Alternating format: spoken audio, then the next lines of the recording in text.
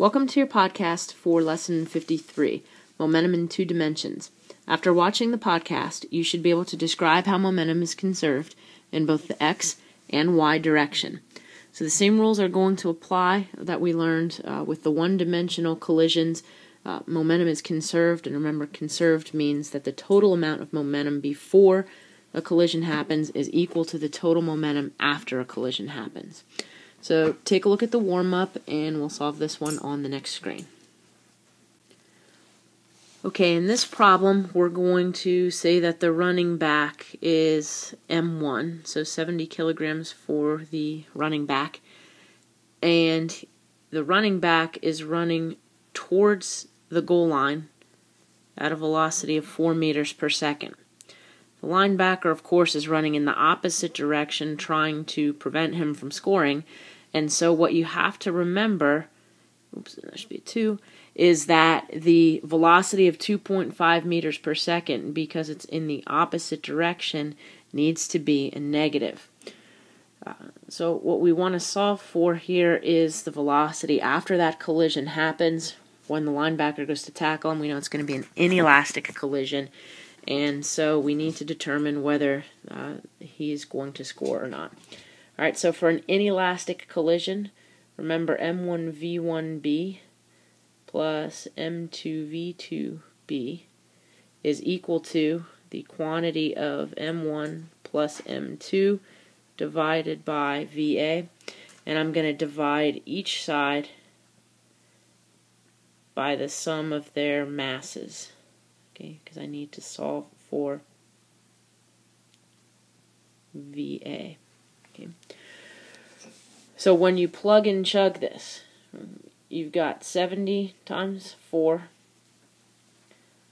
plus 90 times negative 2.5, and all of that divided by their combined mass of 160. Okay, when you plug and chug, you should get for this 0.34 meters per second, and that's going to be enough to carry that running back into the end zone. So answer number 1, touchdown. Velocity is 0.34 meters per second after the collision. Okay, conservation of momentum holds true in two-dimensional collisions as well. So what you need to keep in mind is that when we're dealing with things in 2 dimensions, we're going to have an x-axis, right? And we're going to have a y-axis. Okay, now it could be north and south, east and west, or x and y, however you want to refer to it. But what you need to remember is that the total momentum in the x direction before and after a collision is going to be equal. And the same thing holds true for the y direction. The total momentum before and after a collision is equal there as well. Remember, momentum is a vector, and we know this because P is equal to mv, and we know that our quantity of velocity is a vector, and so therefore momentum is going to be a vector as well. So it has not only a magnitude, but also a direction attached to it. Okay, we're going to use this example problem to answer a few questions here. So consider 2 different cars.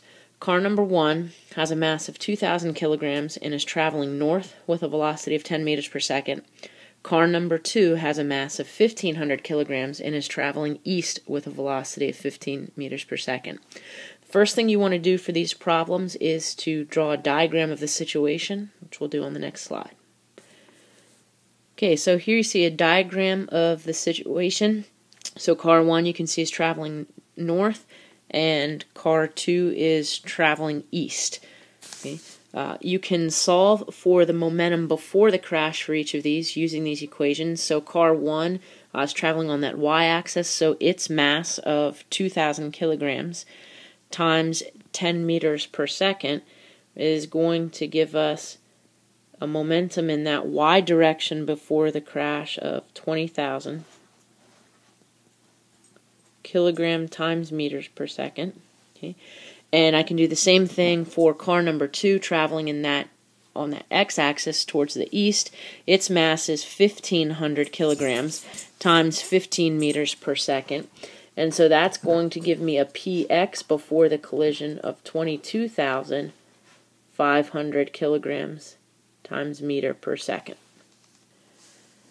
Okay, in this particular collision, we're told that the cars are going to stick together. We know that the total momentum in the x and y dimensions remain the same. So we're going to assume that they hit right here at the intersection, or the origin of our x and y axis, and so when they hit, we know they're going to move off at that angle.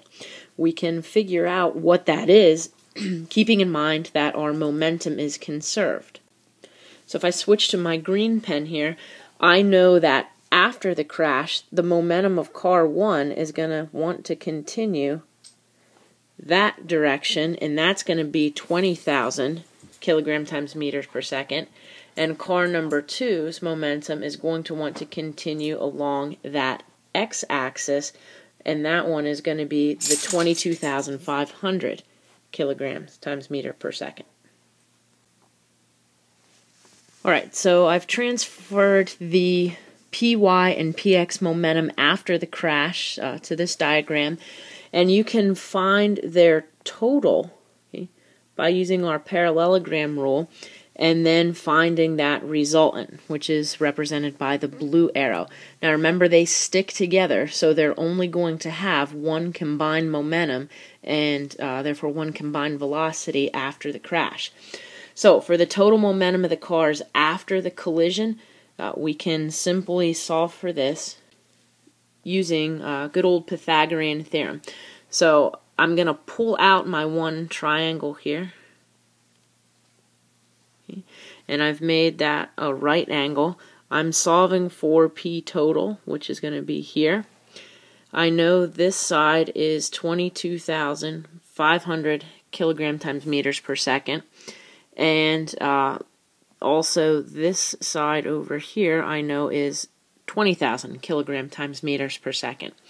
So if you remember Pythagorean theorem, we know that that P total squared is going to be equal to 22,500 squared plus 20,000 squared. Okay. So I've got to take the square root of everything there. And when you plug and chug, you should end up with 30,104 kilogram times meter per second for your total momentum of the cars after the collision. Okay, now we want to find the direction that the cars move after the collision. And so you could really solve for either angle here. I'm just going to choose to solve for that angle. Okay.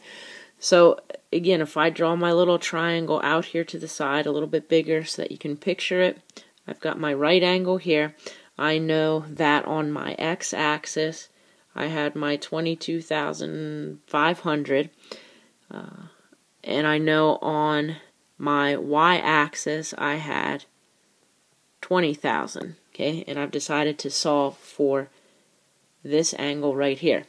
Well, knowing the 20,000, which is opposite of that angle, and the 22,500, which is adjacent to that angle, okay, I can use tangent. Okay, remember SOHCAHTOA, sine would be opposite over hypotenuse, cosine would be adjacent over hypotenuse, and tangent would be opposite over adjacent. Okay, so tangent of theta is going to be 20,000, okay, divided by 22,500. When you plug it into your calculator, don't forget you're going to have to hit that second button. Okay. So second tangent of 20,000 divided by 22,500. And you should get 41.6 degrees. Now be careful of the wording. Because I chose to solve for that angle, I have to say that it's 41.6 degrees north of east. Okay, last question for this scenario. We're going to find the velocity of the cars after the collision. Now again, remember they stuck together, and so we solved for their total momentum a few slides ago to be 30,104 kilograms times meters per second. Okay. I know the combined mass of the cars, so we'll call that MT for the total mass. Remember we had a 2,000 kilogram car plus a 1,500 kilogram car, which is going to give us 3,500 kilograms. And I need to find that velocity after the collision. Okay. Since we already know the total momentum, I can just use my equation for momentum. P equals mv. Right? But I'm going to take that total momentum and the total mass to solve for the velocity after that crash. So I'm going to divide each side by the total mass. Okay. So 30,104 divided by 3,500. Okay, notice the kilograms cancel out. It leaves you with meters per second. And when you plug in chug, you should get 8.6 meters per second for your velocity. And remember again, that's at 41.6 degrees north of east. Okay, we can also have an elastic collision. So in this case, we have an 8 kilogram bowling ball being rolled towards the south with velocity of 2 meters per second, and we're going to shoot a 0.5 kilogram wood block at it towards the west at 10 meters per second.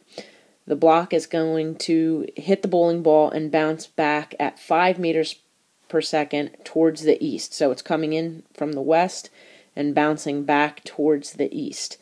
And we're going to calculate for the speed that the bowling ball is now moving. Okay, so I drew the X and the Y axis. We've got the blue bowling ball, which is going to be rolling towards the south, and we have the block of wood, which I did in red, which we know is initially going to be going towards the west. Now, what you need to keep in mind, initially this bowling ball, right, is the only thing that has a southward momentum, and that's easy to solve for. Its mass was 8 kilograms. Okay. Its velocity was 2 meters per second. Okay. And so its momentum before is going to be its mass times its velocity, or 16 kilograms times meter per second. Okay. Before the collision, the wood block, right, has a mass of 0.5 kilograms, and it's traveling at a velocity of 10 meters per second to the west. So before the collision happens, okay, it's going to be 0.5 times 10, or 5 kilogram times meters per second. Now we know our law of conservation of momentum says that the momentum has to be conserved in both the X and the Y directions, or in other words, the total amount stays the same. What you need to keep in mind is that after this collision happens, this block is going to bounce straight back towards the east with a velocity of 5 meters per second. Now, since we've already established on that x-axis that 10 is the positive direction, that 5 is going to be negative 5 meters per second. So let's just clarify again. This is before. Okay, and this is the velocity after the collision happens. Okay, I can then calculate the momentum of that block afterwards. So we'll call it the block afterwards, right? And we know that it's going to be its mass 0.5 times negative 5, which is going to give me negative 2.5 kilogram times meters per second. Okay. Now we know when that block hits that bowling ball, it's going to cause it to move off here at an angle, but we don't exactly know what that angle is yet. because the block moved directly west and then straight backwards directly east, that gives us a very important piece of information, because I know that in the x direction, momentum has to be conserved. Okay. So before that crash, we know that that momentum was equal to 5 kilogram times meters per second. And after that collision, we know that not only the block has a momentum, okay, of negative 2.5 kilograms meters per second, but we know that now this ball also has a momentum, which is going to be in that x direction as well. Remembering that momentum is conserved and it's got to equal 5 kilograms times meters per second, the only number that I can put in there is 7.5. And so that tells me afterwards the momentum of that bowling ball is going to be 7.5 kilogram times meters per second. Alright, so now if I just consider the bowling ball, right, we've just determined that its momentum after that collision is going to be 7.5 kilograms times meter per second.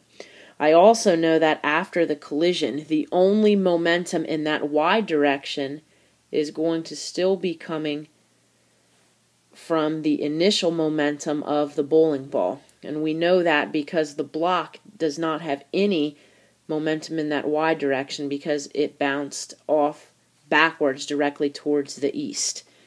And so since momentum is conserved in that y direction and its initial momentum before was 16, I know that after the collision it is 16 as well. Okay. So now we can make our little parallelogram and find what our overall momentum of that bowling ball is going to be after the collision. We know what it is in the y direction, it's 16. We know what it is in the x direction, but what is our P total, okay, for the ball?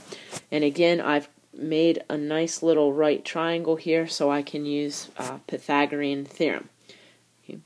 So we know that that P total squared is going to be equal to 7.5 squared plus 16 squared. Take the square root of all of these. Okay. And when you do, you should get 17.67 kilogram times meters per second. Now, that is the total momentum of that bowling ball. Okay. Now that I know its total momentum, I can solve for its velocity after the collision. Okay. For the ball, its momentum is equal to its mass times that velocity, and so I'm going to divide by the mass. So 17.67 kilogram times meter per second divided by the mass of the bowling ball, which is 8 kilograms. Okay. And when you plug and chug, you should get a velocity of 2.2 meters per second for the bowling ball. Okay. Now we know that that bowling ball's velocity is going to be going off at some angle, which we'll solve for in a couple slides. Okay, quick reminder about impulse.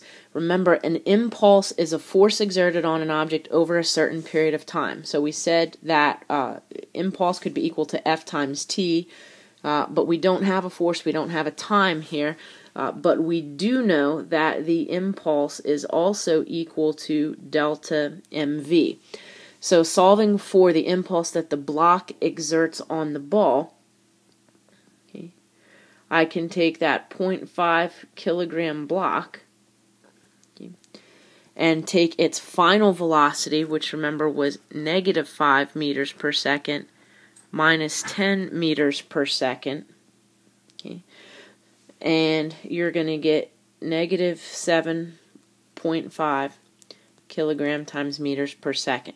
Now remember that negative sign just indicates a direction. Okay, so we know that the impulse of the block on the ball is going to be 7.5. The next question wants to know what is the impulse of the ball exerted on the block. Well, again, remembering that impulse is equal to force times time, Newton's third law tells me that the force that the block exerts on the ball is going to be equal to the force that the ball exerts on the block, and I also know that that force is going to be applied over the same time. And so the impulse is going to be exactly the same as what the block exerted on the ball. So again, 7.5 kilogram times meter per second.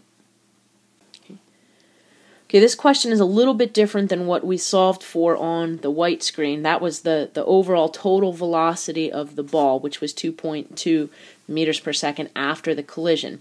This question wants to know just its westward component of its velocity. And so if you remember, we determined that it had a westward momentum of 7.5 kilogram times meter per second. Okay.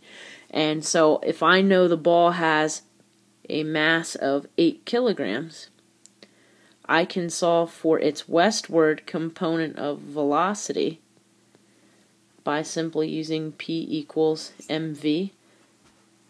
Okay. Divide each side by m. So I'm going to take that 7.5 kilogram times meter per second divided by 8 kilograms. And plug and chug, and you will get 0.9375 meters per second. Okay, and we'll actually call it VW for its westward velocity.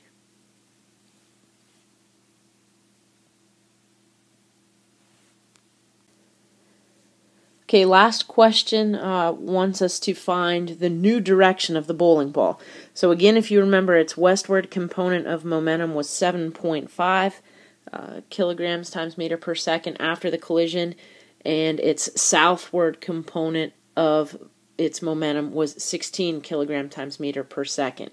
So again, when we construct our parallelogram, I know that this side is also equal to 7.5. So I'm going to focus on this bottom triangle right here. That 7.5 is opposite of that angle, okay, and the 16 is adjacent to it. Okay, so remember, opposite over adjacent is going to be tangent. Okay.